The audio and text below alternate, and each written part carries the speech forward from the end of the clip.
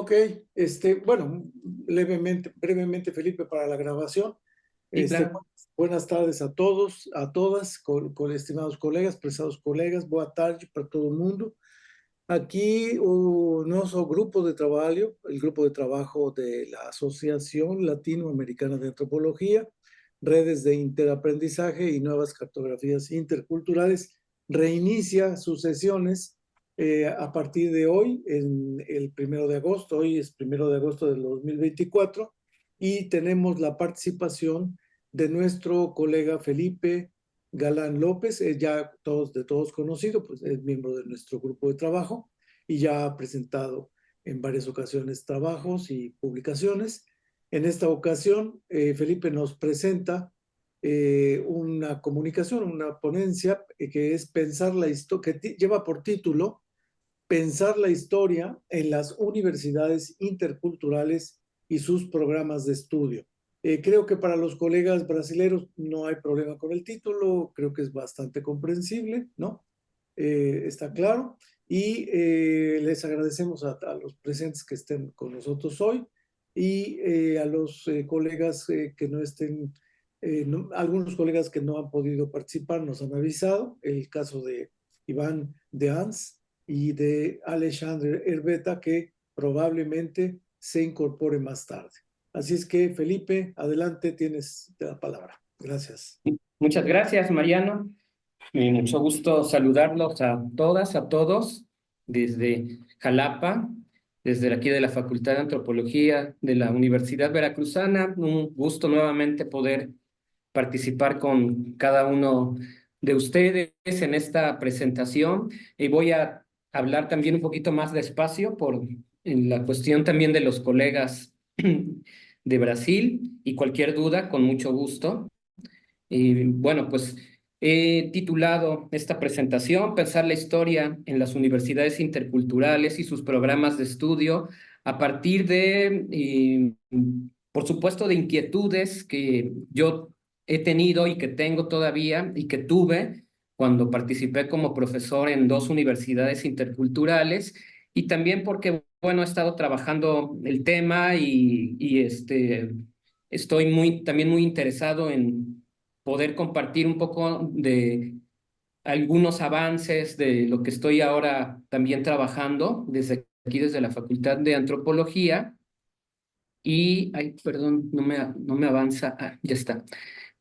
Y también esta exposición de manera particular tiene como punto de partida un artículo que publiqué recientemente en la revista de Ichantecolot, en el número del mes de abril de este año, número 382. Ahí comparto el enlace. Ahorita también se los puedo compartir en el chat, una vez que terminemos la exposición, donde presento a manera también de reflexión, sobre todo porque los números temáticos de la revista ICHAN son más de difusión, y donde titulé este artículo Indigenismo e Historia Cultural, su importancia para la licenciatura en Lengua y Cultura en dos universidades interculturales. Eso por una parte, pero también porque en el tiempo que estuve en la Universidad Intercultural, especialmente en la experiencia que tuve recientemente en el estado de Puebla, que fue la anterior que trabajé,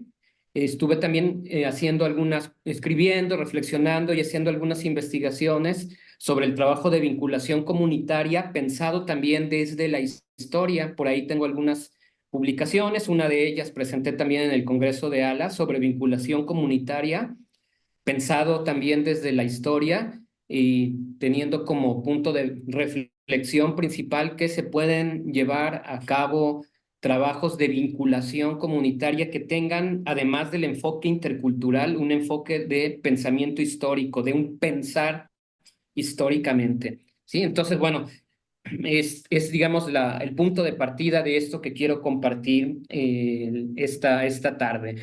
Primero, deseo comentar que una de las problemáticas que yo vi en las universidades interculturales a lo largo de 15 años que he podido trabajar en dos de ellas, y que he seguido también de una u otra manera los trabajos que se hacen dentro de las universidades interculturales oficiales, estas que la Dirección General de Educación Intercultural y Bilingüe echó a andar ya hace 20 años. Algunas estarán cumpliendo los 20 años el próximo, otras ya empezaron. Una de las cosas que yo he ubicado es que son producto de un largo proceso histórico. Por supuesto, esto lo sabemos mucho, creo que lo sabemos mucho, se ha abordado en México. Son parte de son y tienen que ver con un largo proceso histórico, pero casi no hay, son muy pocos los programas educativos, asignaturas, experiencias educativas o como se les llame en diferentes universidades que toquen temas históricos. Y eso a mí me llamó mucho la atención porque, por ejemplo, en los programas de lengua y cultura donde yo participé, donde me parece que el enfoque histórico, de pensamiento crítico es muy importante. Muy pocos programas existían, por ejemplo, hace 15 y 20 años de historia. Sí lo sabía, sí, sin duda alguna. Había algunos cursos de, por ejemplo, en Tabasco, recuerdo historia de los pueblos originarios, algún curso de historia de México, así, pero con enfoque crítico, muy pocos. Y en los últimos años, al menos en las dos universidades interculturales donde yo trabajé, que es Tabasco y Puebla, se han ido eliminando gradualmente de los programas de estudio. Y así como también la historia, la posición el posicionamiento histórico en los programas de estudio en nivel general en nuestro país cada vez son menos o cada vez los contenidos críticos de pensamiento crítico se han ido eliminando. A mí me llama mucho la atención que los programas de estudio en las universidades interculturales, donde considero que son muy importantes, poco se aborden, ¿no? Porque, bueno, en el caso de México que provienen también de un proceso tan largo que tiene que ver con el indigenismo, incluso más allá del indigenismo como política de Estado, que tienen que ver con la colonia, que tienen que ver con el pensamiento mesoamericano, sí es muy importante para los estudiantes de las universidades interculturales mexicanas tener una formación histórica, ¿no? Entonces, esa es una de las problemáticas entre tantas, pero que de manera particular a mí me interesa, y que expongo de manera muy general en este artículo en Ichantecolot. Es un artículo de divulgación y que estoy trabajando también en estos meses, ¿no? Bueno, recordando las universidades interculturales en el caso de México, pues bueno, nacieron hace ya algunas 20 años. Recordemos que la Intercultural del Estado de México, después la Universidad Veracruzana Intercultural, la de Tabasco, la de Chiapas, hace 20 años, 19, 18, 17 años, pues empezaron a implementarse. Después vienen algunas unidades académicas también en Chiapas, en mismo Tabasco, entre otras. Y uno de sus programas que se han mantenido, afortunadamente creo, pero que siempre está en riesgo, es el programa de lengua y cultura. Y en ese programa, pues, como en algunos otros programas más, el elemento de la discusión sobre interculturalidad, sobre el enfoque interculturalidad y también, por supuesto, sobre sus diferencias, sobre sus semejanzas con el indigenismo mexicano, es muy importante. Creo que es muy importante y me parece que también conforme pasa el tiempo, cada vez menos se discute el tema dentro de las universidades interculturales. De repente sí me tocó ver dentro de las universidades interculturales y en algunos congresos y foros en donde yo estuve, que ya se pasa la discusión de repente, ¿no? Como que dan por sentado algunos, sobre todo funcionarios políticos, directores, jefes de carrera de las universidades interculturales, como que si todo mundo al ingresar a una universidad intercultural tuviera en claro esto, y a mí me parece que no, me parece que cada vez es más confuso para las generaciones que van ingresando la concepción de interculturalidad y que cada vez también digamos, como que se ha soltado el concepto, el término y crea mucha confusión y a veces damos por sentado que todos lo entendemos y yo creo que uno de los elementos que más se deben de cuidar en las universidades interculturales es el de discutir siempre la pertinencia, tanto en el elemento histórico como en el contexto del concepto de educación intercultural, de la interculturalidad, de la multiculturalidad entre otras cosas, ¿no? Entonces eso es muy importante. Por lo tanto, creo que las universidades interculturales no se deben de olvidar de sus posicionamientos históricos. Pero y entonces ese es un gran problema que yo creo que es pertinente y que de repente cuando yo he participado en algunos congresos, en algunos foros y he enviado incluso alguna ponencia o alguna propuesta, algún resumen que tiene que ver con el elemento histórico, a veces no encuentras el eje, la mesa para discutir el elemento histórico dentro de las universidades interculturales. Y yo creo que es muy importante que sí lo estemos discutiendo, que se esté debatiendo, porque sí hay diferencias profundas, porque también hay una continuidad y porque tampoco del todo el enfoque educativo intercultural en las universidades interculturales oficiales se ha podido separar del indigenismo mexicano en el caso particularmente de nuestro país, de México, ¿no? Entonces, bueno, a pesar de que las universidades interculturales están relacionadas a procesos temporales, no hay en los programas de estudio actualmente cursos de historia, de pensamiento crítico. De repente hay algunos de antropología, pero no necesariamente abordan el elemento en antropológico histórico, como me parece que sí debería ser. Y también, por supuesto, otra problemática es que los mismos profesores que a veces dan cursos de antropología tampoco tienen, claro, el elemento histórico de pensamiento crítico. Estas escasas asignaturas o cursos especializados relacionados en la historia me parece que tienen que ver con la existencia de vacíos temporales. Y creo que la reflexión crítica sobre la historia debería ser algo prioritario para para la población, no solamente joven de las universidades interculturales, también para los docentes, para los proyectos de investigación, incluso pasa para los administrativos, que casi nunca comprenden el elemento epistemológico de la educación intercultural o el enfoque antropológico, histórico que tiene la educación intercultural, y de ahí se derivan muchos de los problemas que las universidades interculturales tienen. Bueno, platicaré sobre todo en este caso mi experiencia en la unidad sur de la Universidad Intercultural del Estado de Puebla, que es donde yo participé recientemente, pero también un poquito sobre la de Tabasco.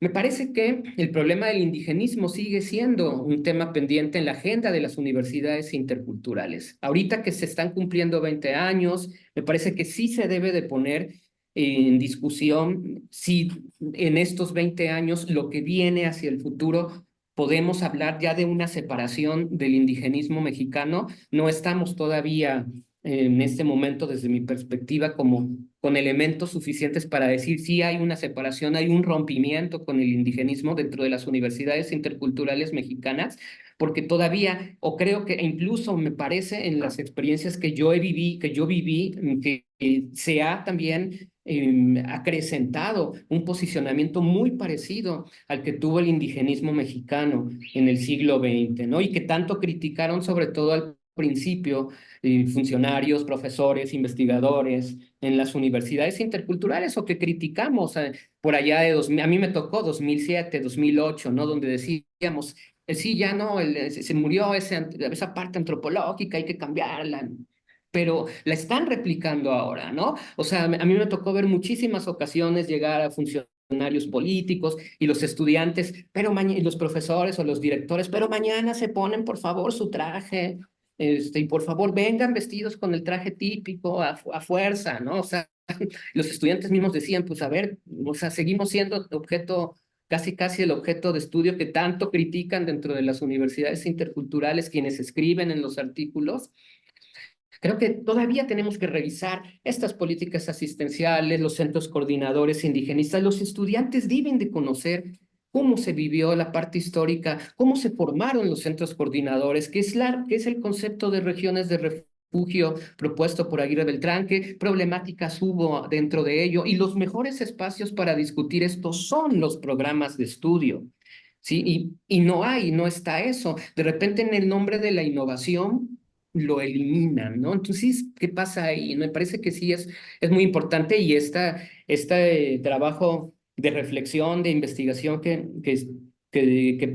pretendo ir construyendo también en estos años, pues tiene el objetivo de esto, ¿no? De que en las universidades interculturales los estudiantes sí tengan un espacio, al menos en algún momento de su formación académica, para discutir esto, ¿no? Porque, por ejemplo, incluso en algunas otras carreras que yo vi de salud intercultural, de enfermería intercultural, ya no quieren discutir para nada esto, ¿no? Como dicen, no nos interesa eso, queremos ser solamente médicos o enfermeros, ¿no? O enfermeras. Pues bueno, pues sí, pero si estás en espacios, en contextos interculturales o donde hay población con pueblos originarios, tienes que discutir esta parte, ¿no? Sí se hace, no quiero decir que no se haga, pero me parece que se tiene que profundizar, que no se tiene que dejar de lado esta discusión. Entonces yo creo que historia e interculturalidad tienen una relación estrecha, es una relación estrecha y es importante que se hagan reflexiones, que se discuta constantemente sobre el impacto que tiene esto en los programas de estudio, incluso en las reformas o en los programas de estudio que van a venir hacia el futuro, porque también varios colegas, a mí me tocó ver, ¿no? Ya con propuestas de decir, eliminen ya lengua y cultura porque eso no sirve. Bueno, pues si se va a eliminar como piensan hacer en algunas universidades interculturales, dense el tiempo para discutir sobre esto, ¿no? Entonces, me parece que sí es importante y me parece que no se está abordando con el suficiente cuidado. La propuesta es pensar la historia dentro de las universidades interculturales y también una de mis propuestas es pensarlo dentro de los proyectos de vinculación comunitaria. A mí me parece que es muy importante que se haga sobre todo en los programas de lengua y cultura, aunque se vayan a cambiar los nombres, pero que no se cambie el sentido, porque es muy importante. Recordemos, seguimos en el decenio de las lenguas originarias, y esto a nivel mundial es muy importante. Entonces, las universidades interculturales tienen un papel muy importante, las nuevas generaciones tienen un papel muy importante y tenemos que también revisar algunas de las paradojas de las universidades interculturales porque estas tienen que ver con problemáticas de la historia, ¿no? Por ejemplo, los estudiantes deben saber que la política indigenista puso en riesgo a las lenguas indígenas en los diferentes momentos del siglo XX, que ha sido una de las grandes, o que fue al menos una de las grandes críticas que se hacían cuando las universidades interculturales nacieron y que ahora solo se menciona, o sea, de repente es nada más decirlo. Me parece que hay que discutirlo, hay que revisar también los grandes aportes de los antropólogos mexicanos y antropólogos de muchas partes del mundo que hicieron trabajos de investigación en México, porque también de repente es solo el discurso de la desacreditación de la antropología. Yo lo escuché muchísimo. Muchísimas veces escuché ese desacreditar a la antropología nada más porque sí, me parece que tampoco tiene mucho sentido. O sea, tenemos que discutir constantemente cuáles son las diferencias entre el enfoque antropológico indigenista y el enfoque antropológico indigenista intercultural, si estamos hablando, por ejemplo, de lo que yo creo que son las universidades interculturales en México, que tienen una continuidad con el indigenismo en una nueva faceta, ¿sí? Por supuesto, hay quien no comparte esta idea, pero precisamente eso lo tenemos que seguir discutiendo, ¿no? Porque yo creo que sí, en el caso de México, no en otras partes del mundo, porque los enfoques son diferentes de la interculturalidad, sí hay una política neoindigenista, ¿sí? Y lo hemos visto ahora en el nuevo proyecto de educación pública a nivel nacional, ¿no? Entonces, si esto también está pensado a nivel macro en el caso de México, es decir, de ir aplicando un enfoque intercultural, no solamente en universidades, sino en primarias, secundarias y en todo el país. Por lo mismo, los estudiantes que se forman en las universidades interculturales deben de formarse, creo, deben de discutir también, y lo pongo por supuesto en la mesa siempre de debate, pues estos elementos históricos, lo deben de comprender para precisamente ir formando también a los profesores que van a dar clases en educación básica, en educación secundaria, en bachilleratos interculturales, y es que se van a ir colocando en más partes de México, ¿no? Porque, bueno, sabemos que las universidades interculturales, pues sí están creciendo, ¿no? Tenemos nuevas unidades académicas, Campeche, Colima, Tlaxcala, Baja California, se unen a este grupo ya de universidades interculturales que están cumpliendo 20 años, ¿no? Entonces, me parece que seguirá, creo, y afortunadamente seguirá el proyecto educativo de las universidades interculturales en México. Entonces, también las que iniciaron, creo que deben tener la responsabilidad de seguir discutiendo esto, ¿no? Aquí, bueno, coloqué algunos logos iniciales de estas universidades interculturales, algunas por ejemplo, como el de la Veracruzana, pues ya cambió también, ¿no? Por supuesto, están en constante cambio, los programas de estudio, por supuesto, creo que sí también deben de cambiar. Y también creo que debemos de empezar, de discutir también de manera constante en los coloquios, en los congresos, que se hacen de universidades interculturales, pues esta faceta que hubo, ¿no? De indigenismo intercultural de competencias que se dio en los primeros años, en la época de Vicente Fox, de Felipe Calderón, cuando se fortalecieron, nacieron y se fortalecen algunas universidades interculturales. Yo conocí particularmente en esos años, pues la del estado de Tabasco, ¿no? Porque, bueno, hay diferencias, pero también creo que el modelo de competencias es cuestionado en este nuevo periodo, en el periodo de gobierno de López Obrador, y creo que eso va a seguir en este nuevo gobierno, el que viene en unos poquitos meses, ¿no? Entonces, creo que los estudiantes deben de continuarla, ¿no?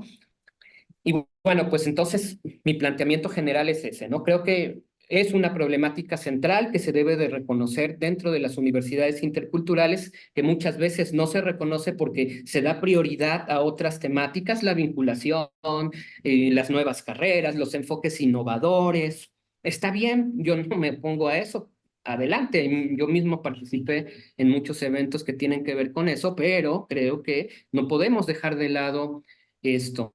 Y entonces me llama la atención que los mismos contenidos cada vez son menores, ¿no? O sea, cada vez las propuestas, sobre todo de pedagogos, eso a mí me llama mucho la atención. No es declararle la guerra a los pedagogos, para nada, lo quiero dejar bien claro, pero sí que los pedagogos se abran a la experiencia, sobre todo de la antropología y de la historia, para conocer esta problemática, porque si no dan por sentado que ya existe el tema y que el indigenismo y la interculturalidad van por caminos diferentes, ¿no? Y creo que esa es una de las paradojas y que también están tratando de invisibilizar una problemática, ¿no? Entonces, bueno, y creo que existen pocos cursos de historia ahora, al menos yo revisé los programas de estudio tanto de Puebla como de Tabasco, y de los poquitos que había hace 20 años, prácticamente los han eliminado. Algunos contenidos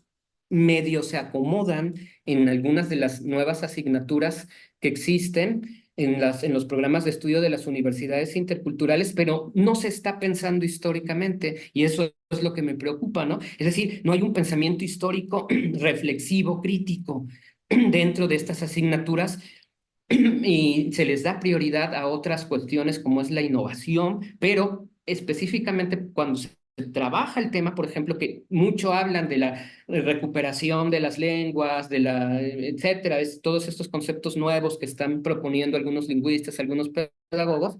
La parte histórica es esencial para comprender cómo se hizo en otros tiempos o qué no se hizo o qué se hizo mal también, así hay que decirlo, en otros momentos del siglo XIX y del siglo XX específicamente.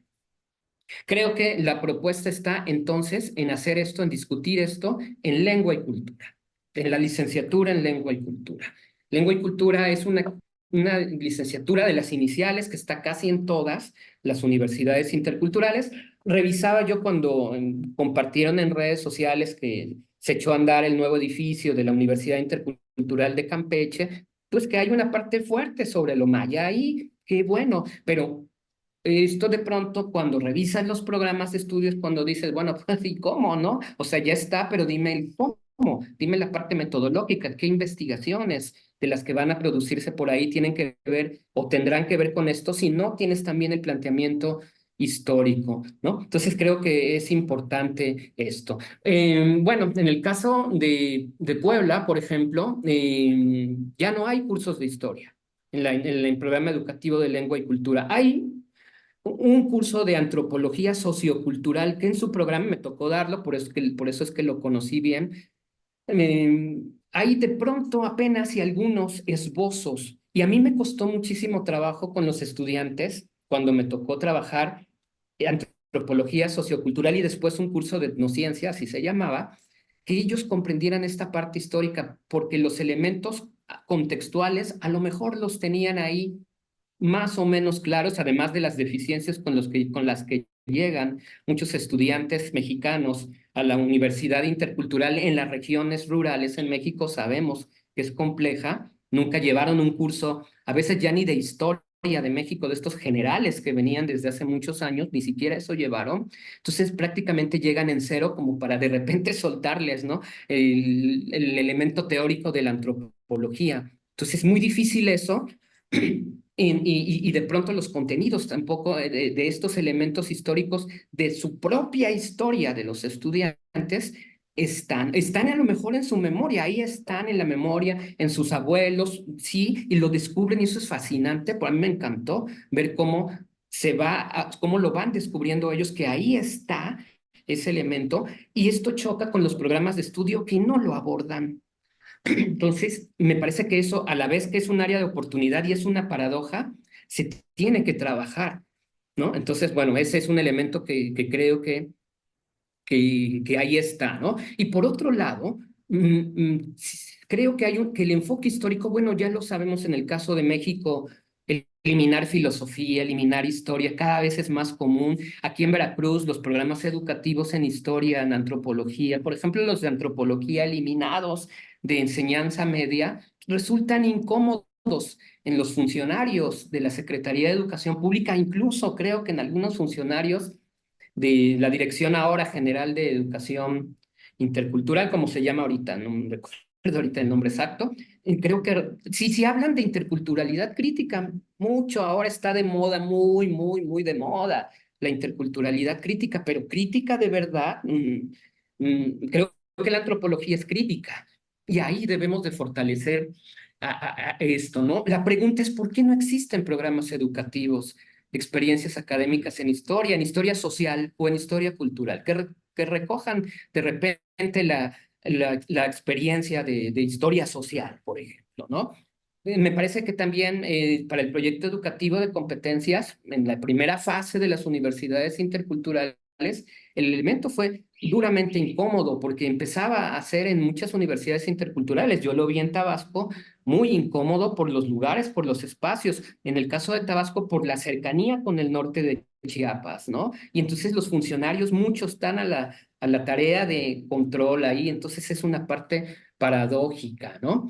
Pero aún así creo que los programas de lengua y cultura deben de tener cursos de historia y por ahí se fueron eliminando, ¿no? El enfoque de las universidades interculturales en el caso mexicano es antropológico, sí, lo han dicho, por ejemplo, Dietz lo dice, pero casi no dicen que sea histórico también.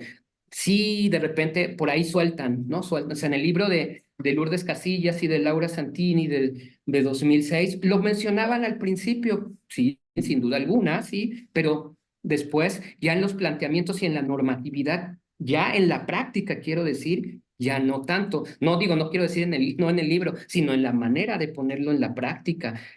Cuando hubo cursos de historia, por ejemplo, en el caso de Tabasco, pues empezaron las voces de ya eso no sirve, ya eso quítenlo, eso ya lo vieron, es repetitivo. Y entonces por ahí, a la primera en que se van algunos antropólogos que más o menos defendíamos que sí debían existir, a la primera fuera, para afuera, ¿no? Y esto es lo que creo que está, por ejemplo, ahora pasando en la Intercultural de Puebla, ¿no? Que aprovechando que cada vez hay menos voces de antropólogos, sí las hay, pero ya no tantas, pues se sacan los programas de estudio, ¿no? Y bueno, como ejemplo, pues en el programa de estudios de la UYED, la de Tabasco, existen 6 ejes de formación: lengua, vinculación, gestión, sociocultural, pedagógico, traducción, interpretación y eje de especialidad. Y la carrera está diseñada para hacerse en 8 semestres. En los programas anteriores de estudio de lengua y cultura, yo los conocí también porque me tocó trabajarlos, pues había 3 cursos de historia: historia de los pueblos originarios, historia regional y local, historia de la educación indígena, y algunas relacionadas a la antropología, pero ya no existen, ya no están en los programas de estudio, y por ahí en el artículo pongo los links, ¿no? En su lugar han sido colocados otras nuevas materias: cosmovisión, sujeto, colectividad, estado, globalización, teorías de la cultura, que se asemeja mucho, filosofía de los pueblos originarios, por ahí sobreviven algunos contenidos, creo que yo ahí subrayaría que ahí sobreviven, pero me parece que ya revisando los programas de fondo también es escueto, ¿no? O sea, es decir, muy poco los contenidos analítico-críticos, ¿no? Como que la parte filosófica casi nada más está de adorno y de nombre, ¿no? Entonces, bueno, yo les hice llegar también a algunos colegas de la Universidad Intercultural de Tabasco esto, no lo reciben muy bien, pero bueno, ese es el objetivo también, ¿no? Algunos sí, otros no tanto, pero ojalá que en su próxima reforma discutan al menos, me parece, ¿no? El programa actual, a diferencia de los anteriores, ya carece, desde mi perspectiva, de un posicionamiento y una perspectiva histórica crítica. Sí, y tampoco la había al principio, pero al menos existían en los planteamientos iniciales de los cursos, ¿no? Aunque sí hay un acercamiento al pensamiento indígena en la carga de materias, es como mencionarlo, más no hay un planteamiento crítico, que sí me parece que a lo mejor no en el primer curso, porque a lo mejor el primer curso te abre la discusión, pero conforme avanzas es para que sí lleves a los estudiantes a la crítica. Eso ya no existe. O sea, solamente se plantean los temas. No hay una perspectiva de historicidad, quiero decir, en los programas de estudio. Y en el caso de la Universidad Intercultural del Estado de Puebla, en el programa vigente, la estructura es por ejes, metodológico, sociocultural, disciplinar de lenguas con subejes, vinculación con la comunidad, que es ahí donde, por ejemplo, en el caso que yo trabajé, ahí metí la parte histórica, el pensar históricamente, en el eje de vinculación con la comunidad, con el eje sociocultural, ¿no? Traducción e interpretación, el lingüístico, el educativo y el de investigación y lenguas, ¿sí? Es decir, se pueden complementar, me parece, ¿sí? Pero también, nuevamente, queda ahí como el vacío de la parte de historicidad. Al menos en lengua y cultura me parece que es importante que sí exista. No he profundizado todavía en los otros programas de estudio. Entonces creo yo, y esa también es mi perspectiva personal, que hay una forma escueta de abordar los elementos históricos, pero ninguno desarrolla un planteamiento de larga duración. Por ejemplo, que estudie la historia cultural y al indigenismo mexicano. No, y solo digo estas dos temáticas, pero por supuesto, pensar filosóficamente a los pueblos originarios es donde debería de ponerse también atención, porque ahí hay un potencial de vinculación con la comunidad y ahí hay un potencial también de trabajo comunitario que los estudiantes empiezan a hacer, pero el problema es que ya no saben cuando se enfrentan a eso cómo. Es decir, la parte metodológica no está bien planteada, ¿no? Tampoco se explica, por ejemplo, en el caso de Puebla, el proceso de larga duración por el que han pasado los pueblos originarios en Puebla. Por ejemplo, la omisión completa en el caso de la cultura anguigua, la popoloca del estado de Puebla, la omisión del pueblo popoloca de los discursos históricos, de la misma región, ¿no? Por ejemplo,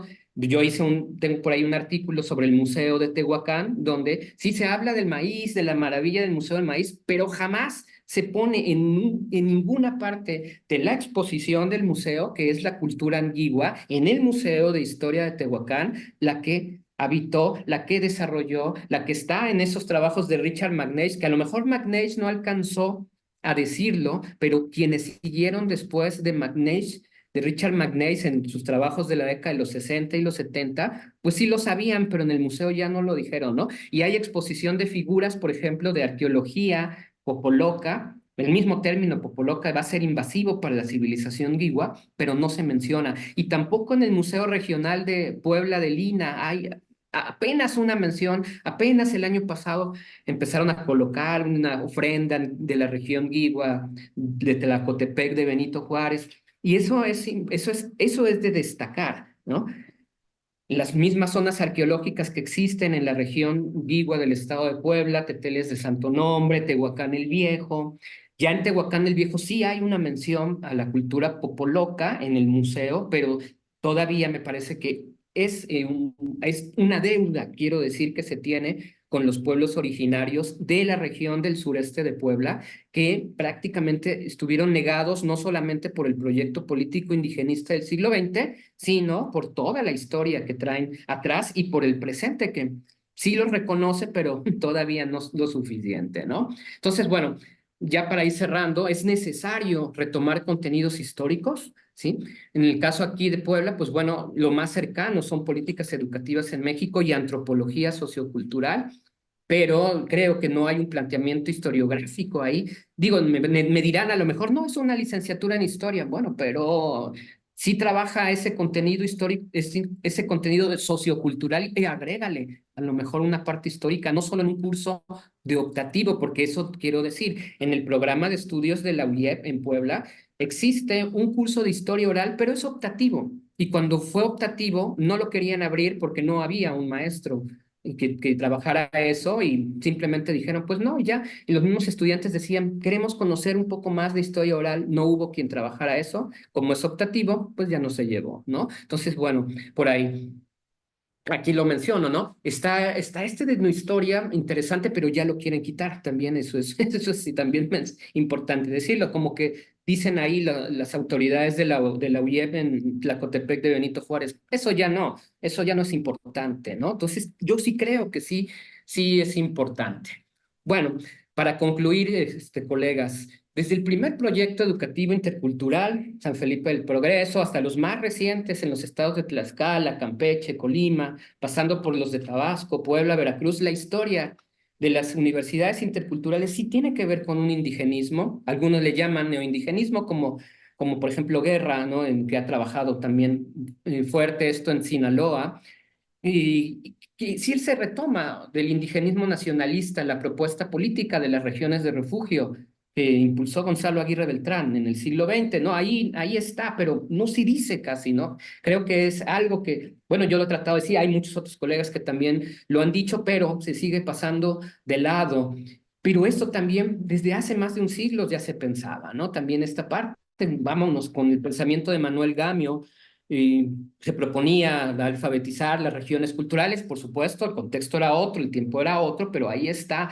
Y no encuentro un curso en las universidades interculturales que hable de Manuel Gamio, que hable de Aguirre Beltrán, que hable de Julio de la Fuente, que hable del rompimiento, de la crítica de los 70 que hubo hacia el indigenismo, que ponga en tema esto, al menos para lengua y cultura, creo, ¿no? Entonces, esa es una de las conclusiones que también abre, por supuesto, siempre la discusión. Por lo tanto, hay que reflexionar sobre las ausencias de pensamiento crítico en las universidades interculturales.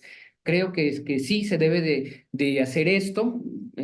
Siempre es incómodo, pero bueno, a muchos de nosotros nos gusta también eso, ¿no? Incomodar un poquito también, ¿no? Y claro, por supuesto, porque tiene que ver con las movilizaciones sociales, no gustan, no se gusta dentro de las universidades interculturales hablar del movimiento zapatista, por ejemplo, se sabe, se ha dicho, se ha publicado en muchos artículos sobre esto y como un parteaguas que también cada vez más es más folclórico, ¿no? O sea, como decir que existió, pero cuando empieza a verse cualquier tipo de movilización dentro de las universidades de los estudiantes, pues por ahí se corta, ¿no? Y pues la conclusión es eso, el debate. ¿Sí? De repente yo he visto y escuchado mucho, ¿no? Hay un rompimiento con el indigenismo mexicano, se presume mucho en las inauguraciones de los foros. Yo lo he escuchado mucho en congresos que he ido de universidades interculturales. Se presume que se rompió con el indigenismo mexicano, lo dicen los rectores de las universidades interculturales. Pero mientras tenga que ver con la tutoría directa del Estado mexicano, mientras las universidades interculturales no sean autónomas, difícilmente se puede lograr esa separación entre el indigenismo y la intercultural si es que a eso se aspira, si es que a eso se aspiran las universidades interculturales, ¿no? Yo creo que tenemos que seguirlo discutiendo. Es la integración de un mundo indígena con otro discurso a lo que ahora nos estamos enfrentando? Esta es una pregunta incómoda, pero de debate que sí debemos de tener los académicos, los funcionarios y los estudiantes, ¿no? Por supuesto. Si no, pues, ¿qué estamos formando también? ¿Realmente es un proyecto innovador? ¿Realmente es un proyecto de parteaguas en el caso de México? Y pues eso es lo que yo pongo a debate, colegas, en esta ocasión también y en este artículo y en otras cosas por ahí que en el futuro espero que salgan también pronto y que siempre será un gusto poder compartir con con todas y todos ustedes. Muchas gracias. Muchas gracias a ti, Felipe. Eh, Me parece, ¿no? Que tenemos todos una serie de desafíos que plantea Felipe para todos nosotros y obviamente para un conjunto mayor de actores, ¿no? Que han intervenido o que intervienen actualmente en esos escenarios de la educación intercultural en nuestros países. Sin duda alguna, en el caso mexicano, estos desafíos, digamos, cuestionamientos que lanza Felipe, tienen una mayor consistencia y una mayor expresión, porque es producto también de una experiencia muy concreta, ¿no? En el caso brasileño la situación es bastante diferente, ¿no? Y más que nada en lo que se refiere a estos programas de educación superior intercultural, en el caso de Goiás, ¿no? Por la Universidad de Goiás. Sin embargo, hay aspectos que tienen que ver con los planes de estudio, es decir, los programas de formación en estas universidades o en estos programas formativos, que valdría mucho la pena debatir, ¿no? Que pudiéramos entrar en una serie de intervenciones, preguntas, comentarios acerca de lo que ha expuesto Felipe. Así es que yo le invitaría a todos los colegas que están aquí presentes, caso de Estefano, caso de Paola, de la propia Diana, Eleazar, que tiene mucho que decir al respecto, ¿no? Porque él tiene todo un trabajo sobre la Universidad Intercultural del Estado de México, y así todos y cada uno de nosotros podríamos enriquecer y entrar, como decía yo, a responder o a enfrentar algunos de los cuestionamientos que ha lanzado Felipe. Así es que yo dejo abierto, ¿no? el orden para que nos indiquen, ¿no? Su participación, por favor. Gracias.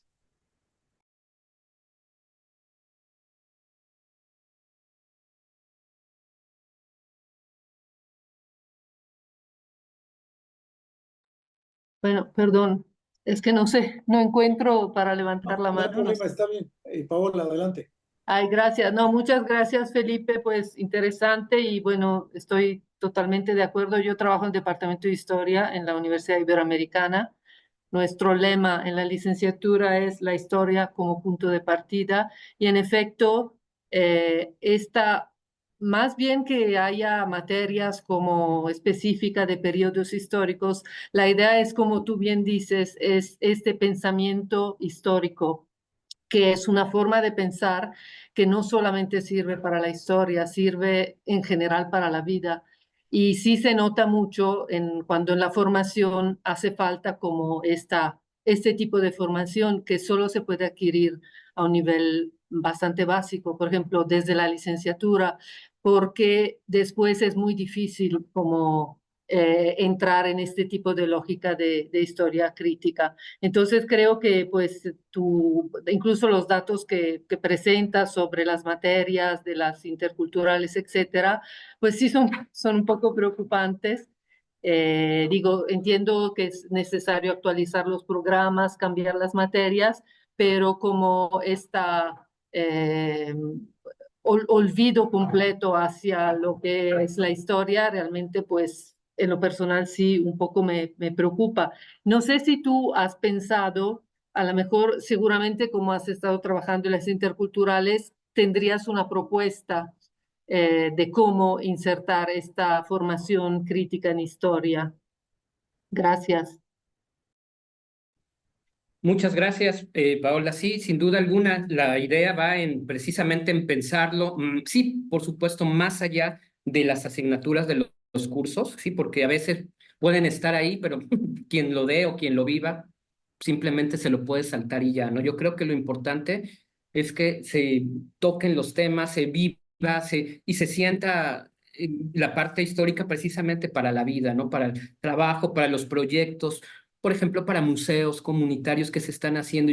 Yo creo que la parte histórica ahí es muy importante porque de repente los estudiantes llegaban y dicen, quiero poner ya el museo porque no existe un solo museo en todo un montón de municipios ahí de la región sur de Puebla, pero ¿cómo le hago? No, pues es que no tenemos las herramientas para, un punto de partida de pronto deberá ser el pensamiento histórico, entre otras cosas. Sí, la propuesta, ahora sobre propuestas, yo lo pensé en el tiempo que estuve, sobre todo en esta última fase que fue de 2019 a 2022, en la Intercultural del Estado de Puebla, yo lo trabajé a través de la vinculación con la comunidad.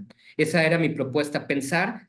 De hecho, en mi proyecto en ese tiempo se llamó Pensar históricamente la vinculación comunitaria. A través de la vinculación comunitaria, los proyectos o una buena parte de los proyectos que se pudieran hacer tuvieran que ver con pensarnos en la historia, pensar a nuestros abuelos, pensar a nuestra comida, pensar a en cómo nos vestimos, cómo estos cambios, a pensar a la migración, pensar tantas cosas, pensarlo en la parte histórica. Por ahí les compartiré un artículo que escribí. Por supuesto, quedó mucho todavía por hacer ahí, pero la idea era esa, ¿no?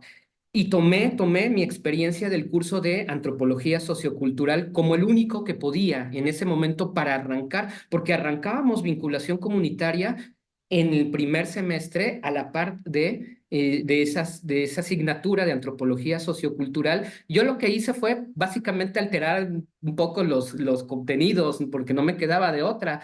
Si me iba yo al programa de estudios que habían planteado casi 20 años atrás, nada más y replicaría algunas cosas, y lo que hice fue llevar a los estudiantes un poco por un viaje en su propia historia. Eso fue lo que yo planteaba ahí, y bueno, lo planteé en algunos congresos que pude participar, y bueno, los proyectos, hubo proyectos, y tuvimos la pandemia, debo decirlo, nos atravesó desgraciadamente la pandemia, entonces lo tuve que convertir a lo virtual un poco ahí. Bueno, eso pasó porque nos pasó a todos y no sabíamos cómo hacerle, pero bueno, ahí quedó eso. Pero sí, mi propuesta sería precisamente lo que ahora estoy haciendo desde la Facultad de Antropología, porque ahora estoy en la Facultad de Antropología, pues también es verlo, vincularme ahora sí, perdón, con la vinculación comunitaria como eje de las universidades interculturales, porque eso sí es importante. Yo creo que hay que cuidarlo mucho, que el eje de vinculación comunitaria siga siendo central en las universidades interculturales. Yo creo que esto es importante, que no se pierda eso, porque si no le vamos a quitar mucho del sentido a todas a las carreras. Por supuesto van a cambiar, claro, van cambiando y yo no me opongo a eso. Incluso si quieren desaparecer lengua y cultura, lo pueden hacer, pero creo que tendrá que ser bajo una discusión profunda, no nada más porque a alguien se le ocurra que ya no hay problemáticas, que pocos estudiantes se inscriben, por ejemplo, esa es una realidad, pero precisamente porque tenemos que estudiar a fondo por qué no se están inscribiendo los estudiantes, por qué no llegan después de unos años a las licenciaturas en lengua y cultura, qué pasó ahí, cómo fue que se les ocurrió hacerlas, ¿no? Porque muchas partieron de diagnósticos nada más, un diagnóstico breve, por ejemplo, en Tabasco fue así. O sea, hicieron un diagnóstico unos profesores y dijeron, sí, necesitamos lengua y cultura aquí. En realidad ya había una idea de hacerlo a nivel nacional, ¿no? Que creo que fue, y bien, yo lo aplaudo, ¿no? Porque creo que sí era importante, pero muchas veces los estudiantes te dicen, es que yo no quería estudiar lengua y cultura, fue lo único que había y que podía estudiar. Híjole, si eso está bien fuerte, ¿no? Entonces creo que tenemos que discutirlo precisamente. Ahora sí, en los 20 años de las universidades interculturales, discutámoslo, ¿no? No lo dejemos como solo por sentado, que es lo que yo veía de repente, ¿no? Como, es que ya pasó, ya están, ya arrancaron, ya no tenemos por qué discutirlo, ¿no? Sí, tenemos que discutirlo. Entonces la propuesta va ahí también. Yo creo que también yo me dirijo como un poco a los profes, a los profesores, a los colegas con los que trabajé en las universidades interculturales para invitarlos a que siempre lo discutamos, ¿no? O sea, por ahí podemos empezar, y a las nuevas generaciones que van saliendo, ya hay muchas generaciones que empezaron a salir desde 2010, 11, 12, 13 en adelante, a que sí lo discutan, a que no lo olviden. ¿Por qué? Porque estas primeras generaciones son los que ahora están dando clases, afortunadamente en muchas de estas universidades interculturales, entonces ya traen otro chip. La primera generación de profes que llegamos a las universidades interculturales no veníamos formados para trabajar en universidades interculturales, y ahí eso también hay que discutirlo. También por ahí alguna ocasión escribí con el doctor Sergio Navarro un artículo sobre ello, ¿no? Sobre estas experiencias iniciales a las que nos vimos, profesores que no veníamos formados en el modelo intercultural y que tuvimos que implementarlo, ¿no? Todo un discurso distinto que venía en este libro de Lourdes Muñoz Casillas y Laura Santini, que está ahí todavía, pero que tenemos que seguir discutiendo también y que hay que empezar a buscar también unas nuevas normatividades para las universidades interculturales. Entonces, esa sería como mi propuesta. Gracias por el comentario.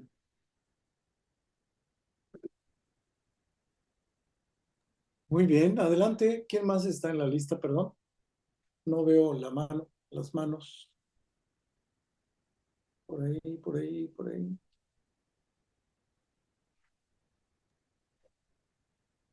No hay. A ver, colegas, buenas tardes. Sí, Enrique, adelante. Ya, sí, está fallando un poco el internet. Espero que me pueden escuchar bien. A ver, hay algo, creo que se está repitiendo en muchos países de América Latina, porque eso en el Perú ya lo observamos desde el primero o segundo gobierno del presidente Fujimori, que los cursos de historia han sido reducidos. Cuando yo estudiaba en el colegio, toda la primaria y la secundaria, recuerdo todos los años haber llevado cursos de historia. Pero en uno de los gobiernos del presidente Fujimori recortaron los cursos de historia. Hoy en día son pocos los cursos de historia que hay en la educación básica regular. Ahora, en las universidades, en mi misma escuela de antropología, ya no tenemos cursos de etnohistoria, cursos de historia, no sé. Me parece que es una tendencia mundial, latinoamericana, pero que se está dejando de lado un poco estos cursos. Sin embargo, eh, lo, lo que está pasando en las universidades interculturales y en la educación intercultural bilingüe. Simplemente se están utilizando clichés para decir, por ejemplo, qué es la interculturalidad. O decir, nosotros estamos trabajando o vamos a trabajar o tenemos que trabajar con el enfoque de la interculturalidad crítica. Y la interculturalidad crítica justamente demanda el conocimiento de ese proceso histórico, el porqué de la situación de los pueblos originarios hoy en día. ¿Qué ha pasado? Porque eso no ha sido de la noche a la mañana. En todo caso, ahí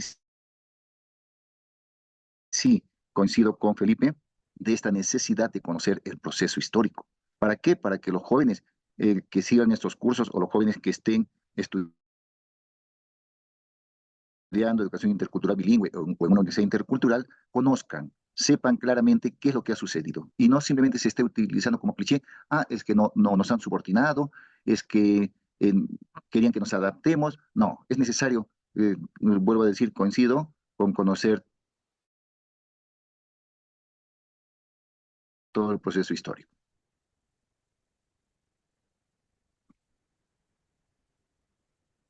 Ese sería mi comentario. Sí, gracias, Enrique. Sí, es que se ¿No? retrasa un poco. Se retrasa un poco la transmisión, pero está. Muchas gracias, Enrique. ¿Alguien más? Perdón. Ya sí, porque está Sí, medio sí, lento, está. sí, está algo lento, pero te escuchamos, sí, logramos escuchar. Perdón, teníamos por ahí Eleazar. Adelante, Eleazar. Hola, muchas gracias por la presentación, doctor Felipe. La verdad, una radiografía bastante específica de lo que usted observó. Creo que sí es importante también situarlo en contextos muy particulares, ¿no? Porque cada universidad intercultural, a pesar de que se plantea como una política nacional, tiene sus matices y sus contrastes, ¿no? Entonces, pienso yo que por ejemplo, en el Estado de México, donde yo realicé mi investigación, platicando con egresados de diferentes generaciones, ellos me comentaban, sobre todo las primeras generaciones, que la Universidad Intercultural del Estado de México en sus primeras generaciones arrancó con una especie de tronco común, como un poco como el modelo de la UAM, y eso, que tú, o sea, platicando con esos primeros egresados, muchos de ellos tienen un pensamiento crítico muy desarrollado, incluso varios de ellos se han han formado como investigadores con grados de doctor, y ellos comentaban que esta interacción entre diferentes estudiantes de diferentes licenciaturas permitía poder generar intercambios y justamente hablar de sus historias, ¿no? De sus historias locales. Y también en algún momento platicando con el primer rector de la Universidad Intercultural del Estado de México, Felipe González Ortiz, él señalaba que había un interés de esta universidad específica de hacer una especie de historia o microhistoria o historia regional para, bueno, ¿cómo llamarlo? Destacar los procesos históricos de las comunidades. Y sí se hacía justo en el trabajo comunitario, ¿no? En la vinculación comunitaria. Pero posteriormente, después de que se elimina el tronco común, esta interacción entre diferentes personas se pierde y con ello desaparece también la actitud crítica que van desarrollando los estudiantes. Pienso yo que, por lo que me ha tocado platicar con egresados, que también tiene que ver con un aspecto generacional, ¿no? Que muchos de estos jóvenes, incluso ellos mismos, dicen, pues, ¿para qué queremos la historia, no? Pero porque viene previo desde la primaria, secundaria, ¿no? Como este hastío por la historia, que cuando llegan a la universidad parecen que van más con un interés a especializarse en determinada área, ¿no? Entonces, creo que es un problema estructural del que usted está hablando, ¿no? Que atraviesa toda la educación y que sería fundamental también partir, ahora retomando estas posturas de la nueva escuela mexicana, como sí, partir desde abajo, ¿no? Para construir y destacar las historias locales y que posteriormente en los niveles universitarios se pueda tener mayor impacto. Yo desconozco si en la Universidad Intercultural del Estado de México haya clases de historia, pero sí conozco que hay un enfoque excesivamente alto de la cosmovisión, ¿no? O sea, como hay muchas clases de cosmovisión y muchas clases de lengua, ¿no? Que eso me parece que es fundamental, pero sí se descuida la parte histórica y sobre todo la parte histórica local, ¿no? Porque pienso en los movimientos locales indigenistas que surgieron en el Estado de México y que fueron la pauta de la Universidad Intercultural en los años 70, y los estudiantes lo desconocen, ¿no? O sea, reconocen que la universidad ya lleva 20 años y ese tipo de historia institucional, pero no del por qué el Centro Coordinador Indigenista Mazahua se creó en Atlacomulco y no en San Felipe del Progreso, ¿no? Entonces, sí, bueno, esos son algunos de mis comentarios, más que críticos, más que para sumar un poco, que me parece importante abondar sobre la historia de cada universidad intercultural. Sí, gracias. Sí, sí, definitivamente esos puntos muy, muy importantes. Gracias. Muy bien. Seguimos, si les parece, tenemos, ay, Estefano, adelante, Estefano. Sí, buenas tardes. Pues gracias Felipe por la presentación. Muy interesante. Tocas un tema seguramente de gran importancia, efectivamente, y que no ha sido destacado en la literatura sobre las universidades interculturales. Entonces, sin duda es un tema relevante que se tiene que enfatizar, y qué mejor ocasión, ¿no? Los 20 años de este sistema, dar cuenta de cuáles son los vacíos, ¿no? Tienes mucha razón. Yo justo ahorita, mientras tú presentabas tu estudio, me puse a mirar. Yo trabajé en la UNICH varios años y efectivamente sí tienes razón. O sea, eh, hubo al principio materias vinculadas con historia de los pueblos indígenas, así, tal cual, pero se fueron perdiendo. Em, Creo que ya no están. Y no solo creo obviamente en lengua y cultura, pero me imagino en carreras como desarrollo, como, o sea, en cualquier carrera, ¿no? Como la historia finalmente es una base fundamental, ¿no? Para comprender el presente, ¿no? Y entonces sí, yo creo que haces bien en señalarlo y que creo que sería muy interesante que pudieras hacer como una búsqueda de qué se ha escrito sobre este tema, ¿no? Porque sabemos que hay mucha producción eh, sobre las universidades interculturales, pero efectivamente creo que no es un tema tratado. Otra cosa que me parece importante que ya han señalado ustedes, pero que nomás quiero eh, enfatizar es que efectivamente el tema es que en muchas ocasiones, y esto ha sido también un vicio de origen de, del proyecto de las universidades interculturales, eh, surgieron mucho con bueno, con un discurso doble o triple en realidad. Este, quienes estuvimos en esos años muy cercanos a la CGIB y conocimos el proyecto y las personas. Efectivamente, había mucha contradicción entre la búsqueda de un enfoque que de alguna manera buscaba ser un poco crítico y en algún planteamiento hasta anticipaba posturas decoloniales, pero mucho en el discurso más que en la práctica.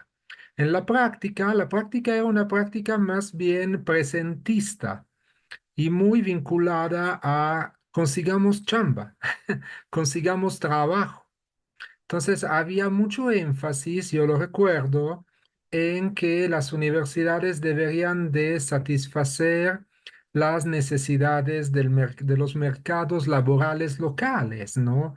Pues entonces, claro que con este enfoque, que además es un enfoque que se vende mucho, se vende bien, porque efectivamente los primeros estudiantes y las primeras estudiantes que entraron en la UNICH a estudiar lengua y cultura, lo hacían más que nada porque había un acuerdo entre la rectoría de la universidad y la Secretaría de Educación del estado de Chiapas para que los egresados y las egresadas consiguieran plaza en el magisterio. Y yo no sé en el caso de otras universidades, pero bueno, pues me imagino que esta ha sido una tendencia común.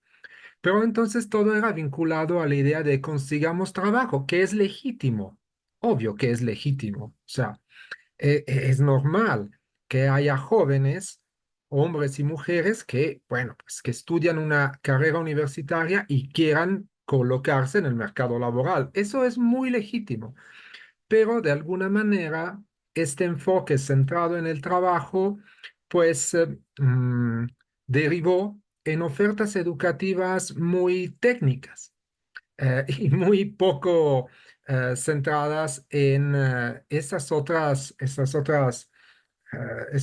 temas importantes, ¿no? Que son claves. Tú lo has mencionado, yo solamente me apunté algunas de las ideas que estabas compartiéndonos. Pues claro, o sea, ¿cómo no hacer un curso sobre la historia del indigenismo, ¿no? En un país como México, donde pues el indigenismo ha sido tan fundamental, tan rico, tan amplio, tan polifacético, tan funcional al proyecto estatal, pero también hemos tenido el indigenismo crítico, hemos tenido, o sea, sí, en realidad corremos el riesgo que todo este pensamiento, que ha sido muy interesante, se vaya perdiendo, ¿no?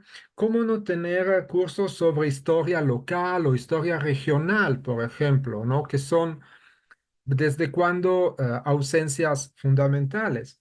¿Cómo no tener cursos de historia de los pueblos indígenas y de su contribución a la vida nacional desde la conquista, sí, los siglos coloniales, la independencia?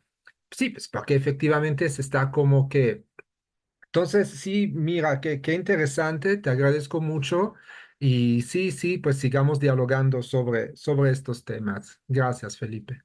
Sí, muchas gracias. Sí, sin duda alguna, creo que hay que seguir coincidiendo en congresos. Ahora que decías de la red FEIA, no podré ir, pero en otros estoy, por supuesto, anotadísimo para seguir discutiéndolo. Muchas gracias. Y sí, sin duda alguna, de acuerdo con todo esto. Gracias.